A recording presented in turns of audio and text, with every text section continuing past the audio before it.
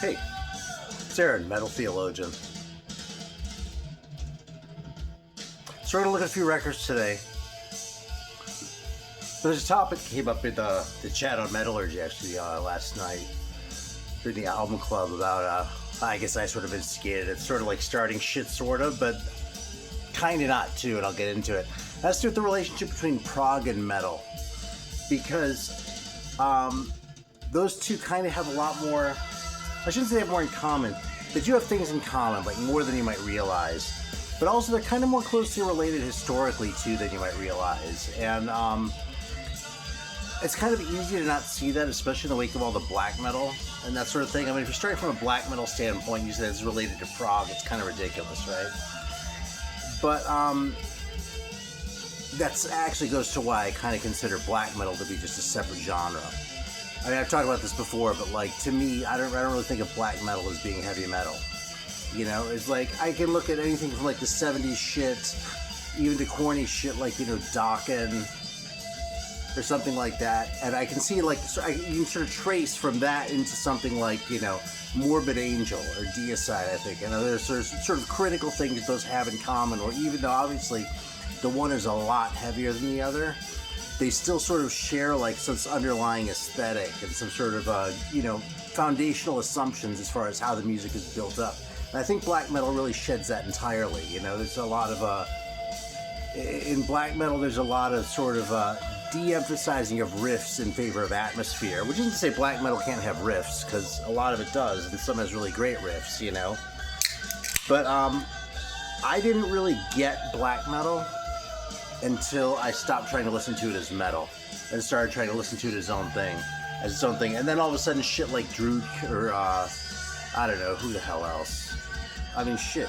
I mean, the big ones, you know, Darkthrone and shit like that made sense to me in a way that it didn't when I was going, okay, this shit is kind of like, these guys are listening to like Hellhammer and Venom, right? So like this should make sense, and it kind of didn't, you know?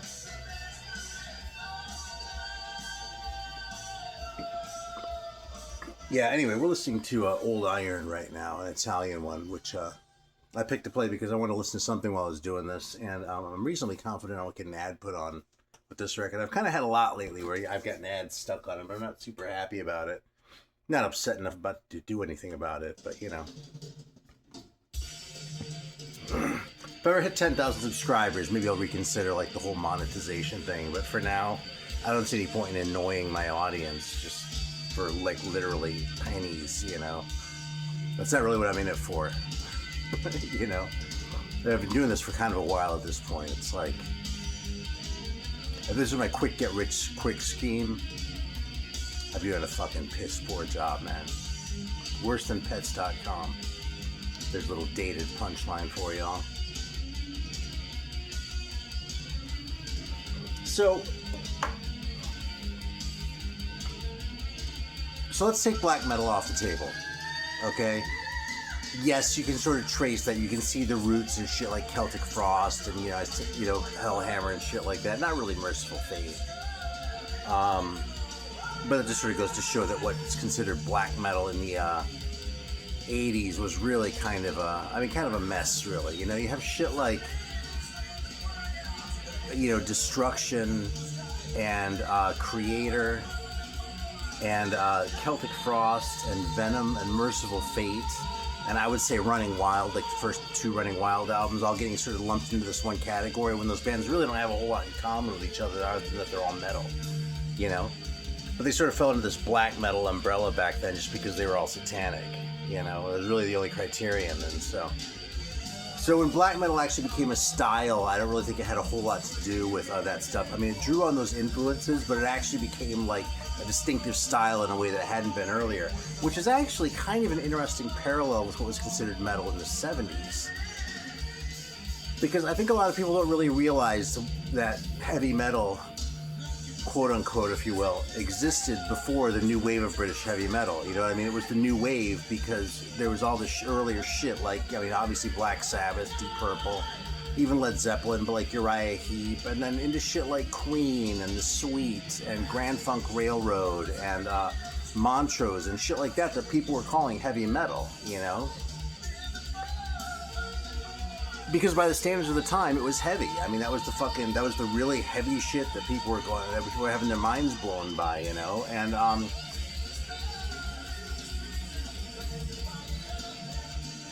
not going to say you had to be there.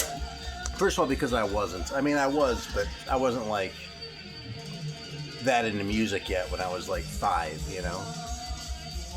I did like music a lot when I was 5. I was a fucking huge Simon and Garfunkel fan. But the point is, the parallel that I'm seeing between heavy metal in the 70s versus the 80s, and then black metal in the 80s versus the 90s forward, is that in both cases you sort of started off with something that wasn't really a coherent style. You know what I mean? It just meant these bands played heavier. And if they crossed a certain sort of completely arbitrary threshold, then reviewers or people or fans or whoever else would refer to them as heavy metal as sort of the shorthand, you know what I mean?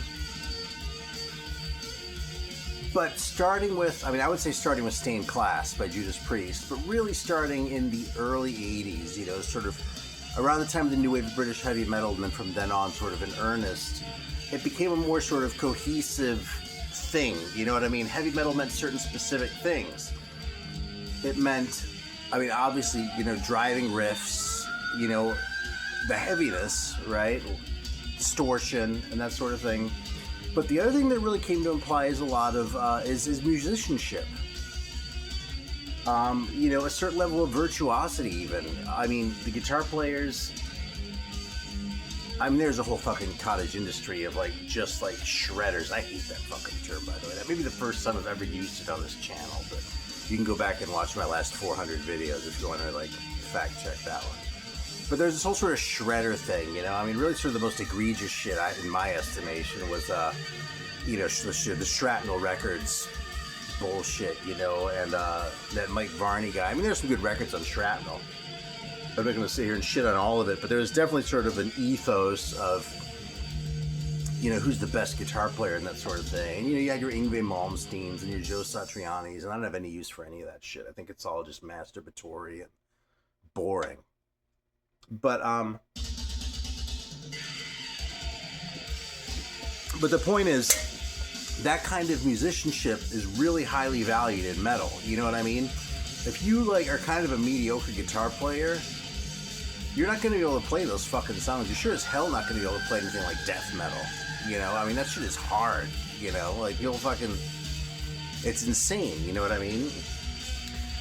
And the singers that you hear, you know what I mean? The sort of the great bands. There's a lot of sort of average singers, you know, but you know, the Ronnie James Dio, you know, Eric Adams, shit like that. You know, you have these really sort of strong singers. Just like in the 70s, you had these fucking musicians doing the prog thing, and where virtuosity was also valued the same sort of way, you know? You didn't have, Randy Rhoads, but you had Keith Emerson. And you maybe didn't have Bruce Dickinson, but you had Ian Gillan. You know what I mean? And you had David Byron from Uriah Heep. I already said Freddie Mercury, you know, it's kind of an obvious one. But the point is that the two genres, metal and prog, are not the same thing, and really never have been. But the appeal of both musics was, nerdy as fuck. You know, and kind of appealed to a lot of the same people, you know? It's the same kinds of people listening to... look at a band like Rush, you know what I mean? It's they're the hard rockers who like it, and they're the prog rockers who like it. In a way, they, walk that line perfectly. In a way, maybe more than any other band. That I can't think of anyone else right now who sort of did that as well as Rush. I don't say this because I love Rush so much. I kind of don't, but they walk that line really well, by being both heavy metal and also prog, you know what I mean? Now, obviously, the prog realm, you had your bands like Genesis and Yes and shit like that, which is really kind of up itself, you know what I mean? But at the same time, a lot of the prog bands are pretty heavy. A lot of the German bands that are considered prog, especially bands like Drosselbart or Birth Control, they're progressive rock in that there's a lot of sort of virtuosity and that kind of musicianship, that kind of writing, that kind of composition of the songs, you know what I mean? But they were also heavy and they rocked, you know?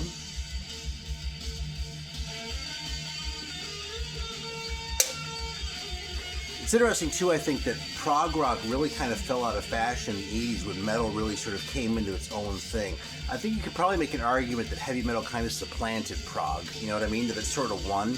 Because prog was more sort of clearly defined. You know, there were bands in the early 70s like Genesis where you listen to that and you go, this is definitely prog rock, you know what I mean? Or Gong is another good example, you know? Total prog rock. Even someone like Magma or something like that, right? Who were pretty rockin', Magma. But they were definitely eccentric enough that they're, you know, unequivocally prog, you know what I mean? And like when metal started to really come into its own, like with Iron Maiden and, I'm drawing a blank, you know, but there are thousands of bands, right? I mean, I'm trying to stray into like Metallica territory and that sort of thing because that's a little bit different, makes the point a little bit less well, but, you could say Anthrax, though, someone like that, even as far as like having a strong singer along with the strong musicians. I mean, if you want to bring Metallica into it, fucking Cliff Burton, right? I mean, he was all about, you know, the composition, the really sort of complex styles. So when metal really came into its own, you really kind of see prog almost disappear. I mean, even the bands that hung on, like Yes and Genesis, were total pop bands by then. Like, they had nothing to do with prog rock at that point in time. I mean, you're not going to tell me that Invisible Touch is a prog song. You know, you can tell me it's a good song if you want. I might not even argue with you that vociferously. But it's not prog. It's not, you know, The Knife or Supper's Ready or, you know, Return of the Giant Hogweed or some shit like that, right? So, I'm going to sample through a couple records here since I'm kind of just playing them for the hell of it. Yeah, this old Iron. Here's another one I haven't pulled out in a while. I was just looking for some shit over on the shelf. Like, what have I not pulled out for a while that also probably won't get an ad put on? We're going to go with Rotor from Hungary. This record's kind of underrated, I think. People tend to overrate Pokol Gep a little bit and underrate Rotor, but I'm not going to say you can say that Pokol Gep is overrated because, I mean, I think it's fucking obvious. Anyway, by the time the metal really came into its own, the prog had really died out, and really the only exception I could think of is Marillion. You know, because Marillion was really a total prog band, sort of, I mean, to the point of being anachronistic in the 80s, you know?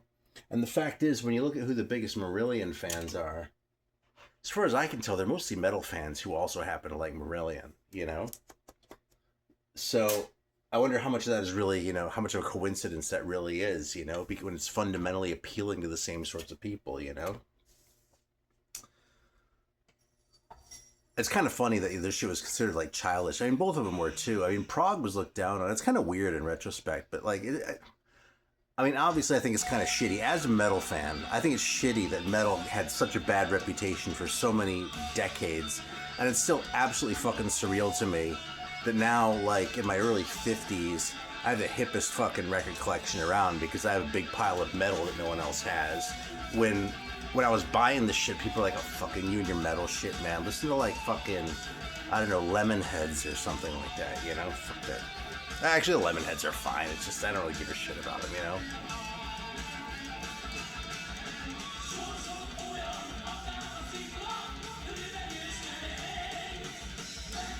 Yeah,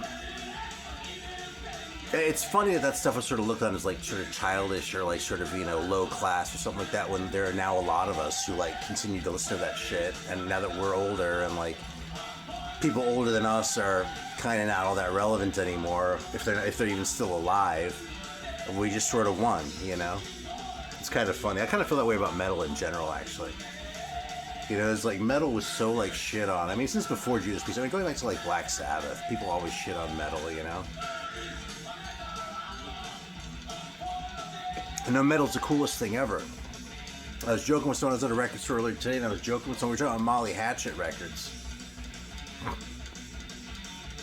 And, you know, I was sort of joking about how, like, those Molly Hatchet covers probably fooled, I don't know how many people, countless people, to think that they were, like, a lot heavier than they actually were, right?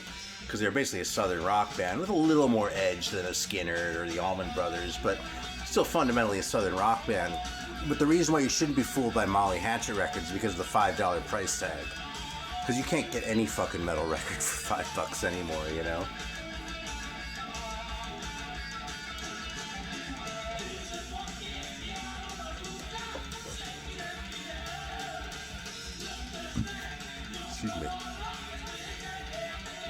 Yeah, that's a little burp there to sort of put a punctuation mark on my philosophizing here. But yeah, fundamentally, I think that prog and metal are really closely related. I mean, the other piece of this, too, that people, I think, forget is, like, when you go back into the 70s, like, the Vertigo Swirl label, the legendary Vertigo Swirl label, you know?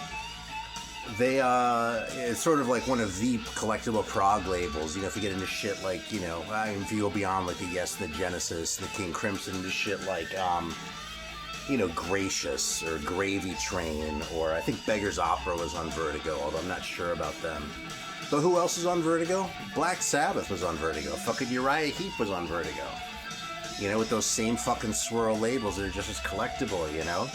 And when you listen to those records, the Black Sabbath records, there's a lot of sort of prog inclinations. Like, if you listen to a song like Fairies Wear Boots by Black Sabbath, it's a long song. It has long instrumental parts.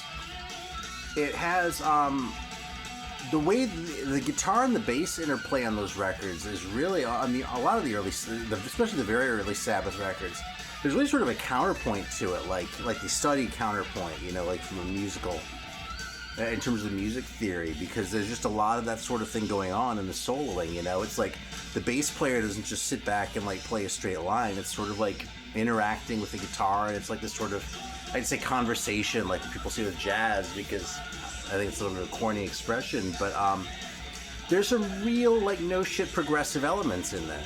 And similarly, into the 80s, you have these long guitar solos, you know what I mean? You have all that kind of stuff. You have, especially with, like, the twin guitar thing, you know? But you can go back to Thin Lizzy, also on Vertigo, by the way. Thin Lizzy, or my preference, Wishbone Ash, to sort of see the roots of that sort of thing. And so, yeah, there's a lot of cross-pollination there, and I actually don't think the two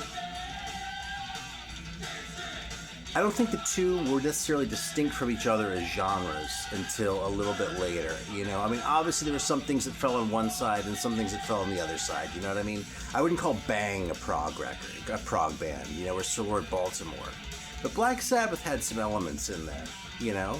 And similarly, I wouldn't call Genesis a hard rock band, you know? But I would call Birth Control a hard rock band. Or Lucifer's Friend, you know what I mean? They're another one. They were also on Vertigo. And, you know, that first record rocks really hard. But after that, they went a lot more sort of prog, and they kind of lost their way a little bit. But it was sort of somewhere between the heavy and the prog thing that they were going for, you know what I mean? Sweet is another one. I mean, you know, there's Little Willie, which is, you know, kind of a, you know, stomper, but like, you know, a piece of the action or something like that, you know? That kind of rocks, and it kind of has some prog, and it's kind of both and kind of neither all at the same time as a song, you know? I think when we were discussing this shit the other day, someone said he thought that, I wish I could remember who it was, because it's kind of a funny comment, so I want to give credit where it's due, but I don't. It was just in a chat on that thing. But someone said that he thought punk and metal were siblings, and that prog was more like the cousin who who wanted to come over all the time.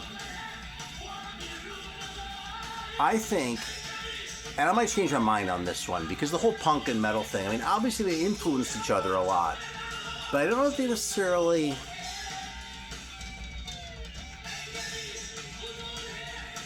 They kind of came from different places in a way.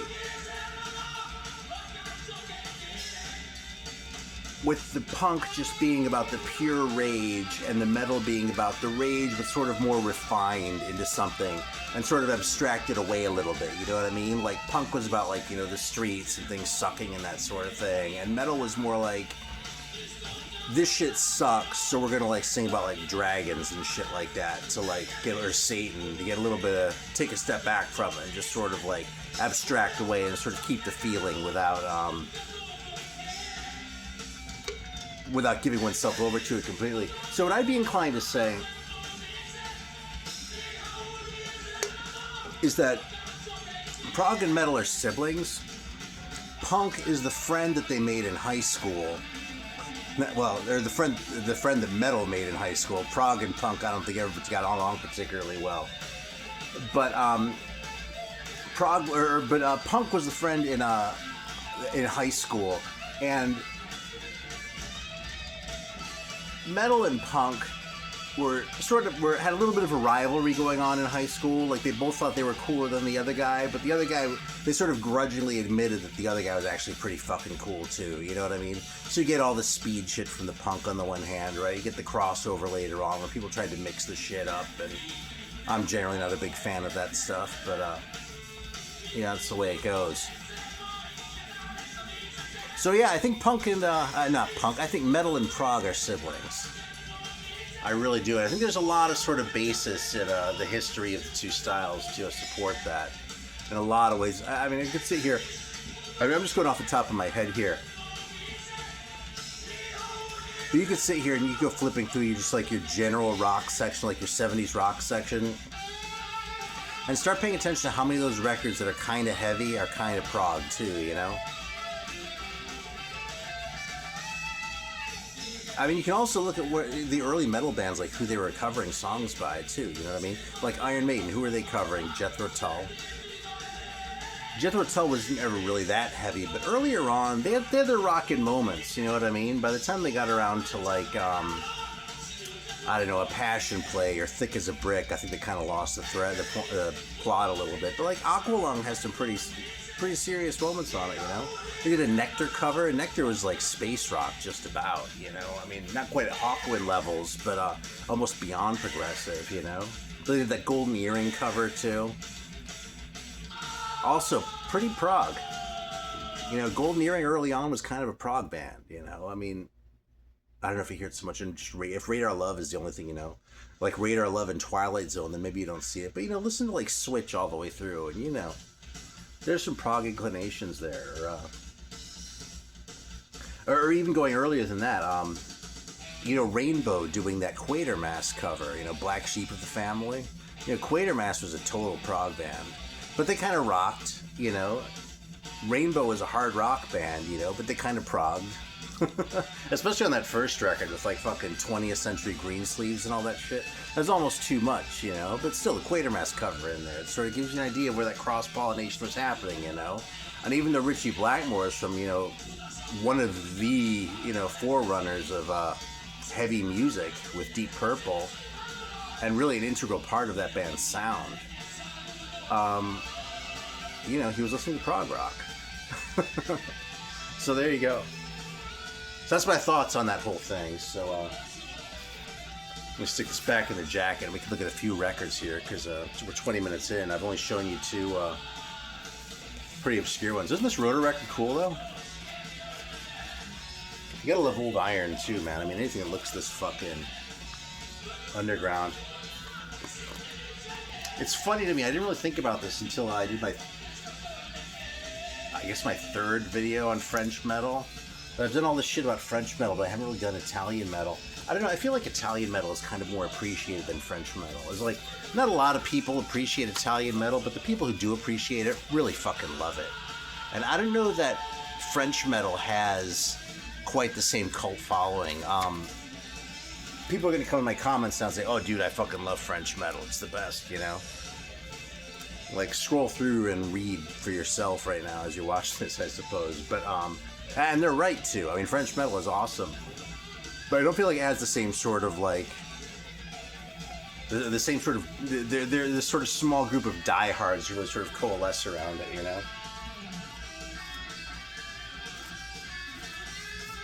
Shit, man, here's another one I didn't even think of. These guys are heavy as fuck. Lots of long meandering parts, lots of things you could really call prog by the Flower Traveling Band, man. I just listened to this a couple days ago. Especially in Satori, actually. Their first sort of real album after that album of all covers. That record rocks, too. That record's heavy all the way through. I don't want to play that down at all. But there's some really, like, as far as the composition goes, you know what I mean? Some of the soloing, the way that things are put together. There's some real prog influence there.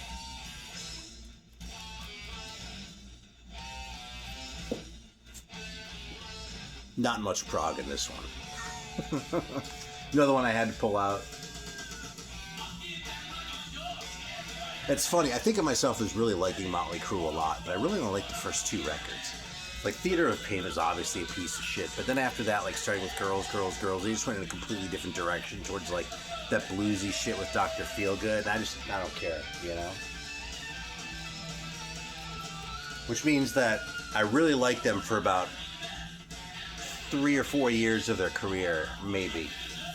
And the whole rest I could pretty much throw in the trash, but... I've been listening to this a lot, though. I showed this in a recent video, man.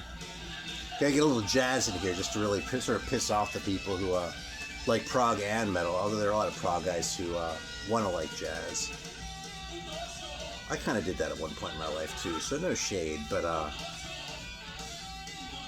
it didn't work for me because prog wasn't the opening, or prog wasn't the avenue into jazz. I had to give myself over to jazz in order to appreciate it. And I've talked about that. I'm not going to go into that right now, but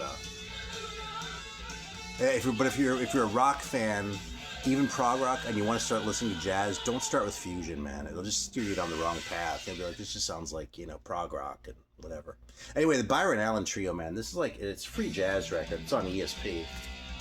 With that fucking logo there. But it's, I don't know, man, really more lyrical than a lot of free jazz records that I've listened to. I've been playing this one almost every day lately. And it's really sort of captivating. It's funny, when I got this, I was sort of collecting the ESP shit, and I sort of came in with some other stuff, and I didn't forget about it, but I didn't quite give it its due. But yeah, I've really kind of fallen in love with this record, man. Yeah, and then of course I've got to hype Noah Howard a little bit. There are these couple of reissues that came out when I wasn't paying attention on Cienfuegos that did all those great Bertzmann reissues. I mean, shit like this one. I kind of have more Peter Bertzmann than I really need, all this kind of shit. Yeah, I did some others like Manfred Schoff and Alexander von Schlippenbach. Those were, a lot of, it's FMP stuff they were doing. And I think some of these Noah Howards were. So that makes sense based on the deal with the label, like that one and then this one too. But yeah, it's funny because I didn't even know some of these records existed. I just had a couple Noah Howard records. I had the 2 on ESP and then Black Ark, and that was about it. And then I was like, oh, holy shit, there's all this other like shit that he did. And it's all fantastic, man. I fucking love it,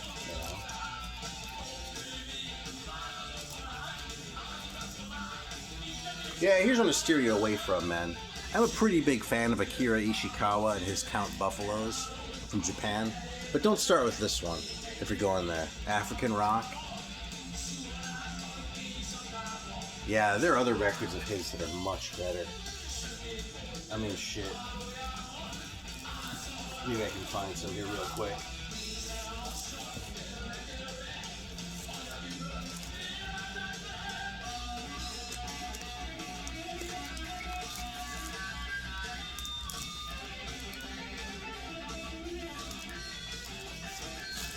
Oh, here we go.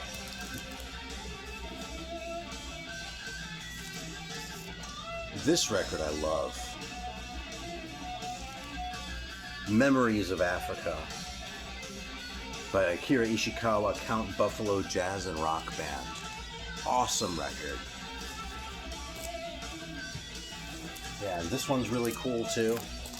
Electrum. Great record. These are both reissues, but they're, Japanese, so just so you're warned, like, Japanese records are still, they're still more expensive than American ones, but they do sound great. I don't know what they're putting in the plastic over there, but,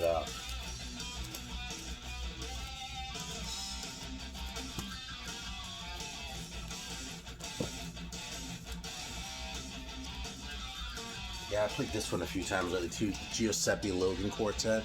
I want to get his other ESP record one of these days, More. I don't have that one. So, it'll turn up though. These records are sort of around, which is why I appreciate reissues so much, man. Because I already have the rare metal. I don't want to start collecting rare jazz, man. I mean, there aren't really any Blue Notes that are keeping me up at night, you know what I mean? I have pretty much all the Blue Note I need.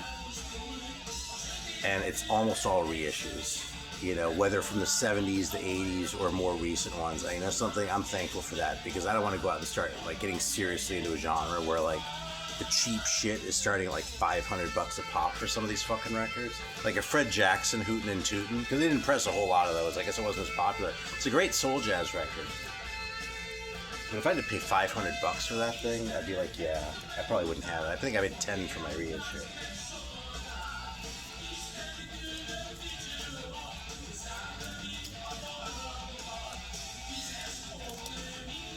Yeah, it's funny. I've been listening to a lot of free jazz, and I've still been listening to some of this old shit too, like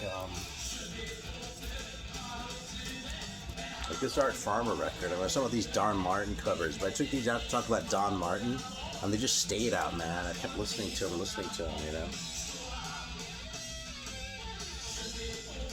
Definitely sort of an earlier style of jazz. Maybe, you know, they look kind of old, you know, with the different sessions and shit. You can kind of tell that there was like a recording session for a 10-inch.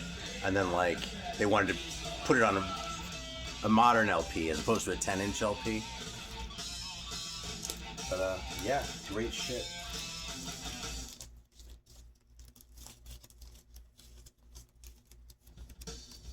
Yeah, and I think that's about all I've got to talk about today, too. I mean, here's another one that's sort of, you know, older style. Well, not quite as old as those, but I really like this Benny Golson record. It's one I don't see people talking about a whole ton, so... Grooving with Golson, man, and this is a Prestige, I think. I don't know, it's an original jazz classics. OJC, distributed by Fantasy. So I don't know, maybe it was originally a Fantasy.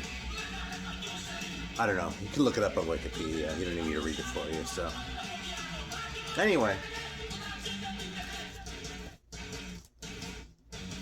Those are my thoughts for today. Oh, dude, actually, I'm going to show one more. I just want to show a couple more, man.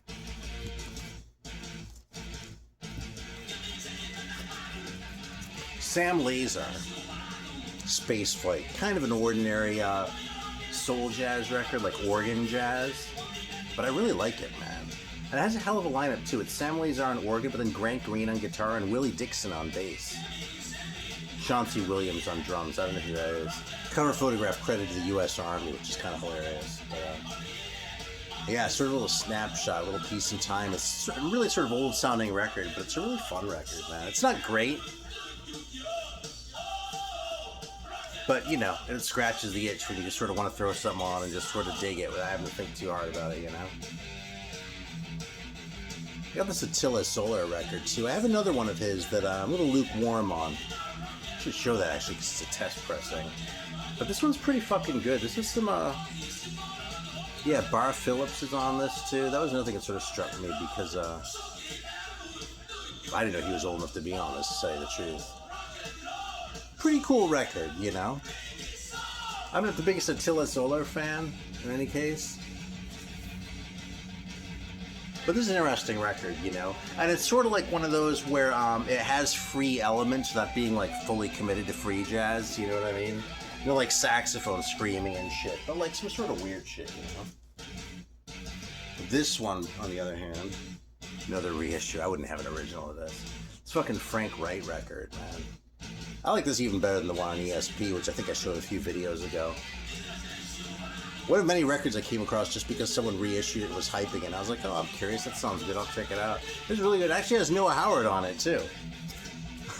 So there we go. Really cool record, though, man. This one takes a couple listens, but there's another one that's really kind of tuneful. Now, this one's noisier than even, like, the Byron Allen one, but, it sort of settles into like these really sort of tuneful sections, you know what I mean? Not quite in the same way as Albert Eiler does, where he sort of goes in these like march sections, but in a similar sort of way, you know? It's kind of scratches a similar itch, even if it's not identical, and why would I want it to be identical, right? Alright, well, I don't want to tax y'all's patience too much, so thanks for listening to my thoughts on this shit, man, but yeah, I think as a metal fan, I don't really listen to a whole lot of prog rock. I mean, I get on little kicks occasionally, and I've found that I actually really like shit like Yes, which I hated until I was in my 40s. But, even though I'm kind of disinclined to, like, really sort of champion prog rock, I don't really feel like I should be shitting on it too much either, because it's sort of like shitting on my brother, you know, as a metal fan. So, yeah, I don't know, man. Curious what you think. Thanks for watching. Totally appreciate it. And I hope you dug Rotor and Old Iron, because I sure as fuck did. Come on.